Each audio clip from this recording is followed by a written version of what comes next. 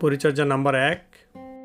দর্শক, টবে যখন মরিচ গাছ লাগাবেন তখন মাটির উপরে টবের 3 থেকে 4 ইঞ্চি জায়গা ফাঁকা রাখতে হবে। কারণ আমরা যদি মাটির উপরে ফাঁকা না রাখি এবং যদি মাটি দিয়ে পুরো টবটাকে ভরে দেই, তাহলে পরবর্তীতে পরিচর্যার সময় মাটি এবং সার দিতে পারবো না টবে জায়গার অভাবে। দর্শক দেখুন, আমরা মাটির উপরে টবের 3 থেকে 4 ইঞ্চি জায়গা ফাঁকা রেখেছি পরবর্তীতে পরিচর্যা করার জন্য। পরিচর্যা নাম্বার 2। মাঝে মাঝে টবের মধ্যে যদি গাছের গোড়ায় কোনো আগাছা থাকে সেগুলোকে পরিষ্কার করে দিতে হবে। কারণ আগাছা মাটিতে যে পুষ্টি থাকে গাছের জন্য সেই পুষ্টির কিছু অংশ খেয়ে ফেলে। মাটি থেকে পুষ্টি খেয়ে ফেললে মরিচ গাছের বৃদ্ধি ব্যাহত হতে পারে।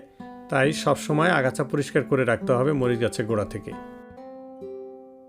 পরিচর্যা 3। মরিচ গাছের